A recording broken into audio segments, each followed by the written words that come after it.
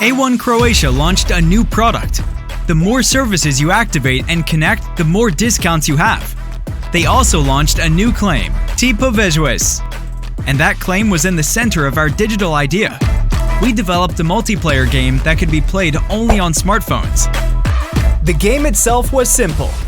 Choose your character, collect points, and you could win a prize.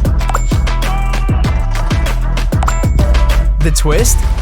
Well, we enabled users to play the game together in real time when they put their smartphones close. They could play in teams of 2, 3, or 4 players.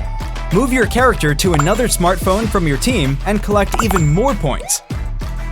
The more players in the game, more points you can collect and win daily prizes. Playing and registration were simple. Anybody with a smartphone could play, but we offered a whole new gaming experience. The results were amazing. We had more than 4,700 players in total. They played in 3,229 teams and spent an average of almost 2 minutes on our site. And our bounce rate? Well, it was 35%, so also excellent. The game was a real hit among users and it definitely conveyed a message.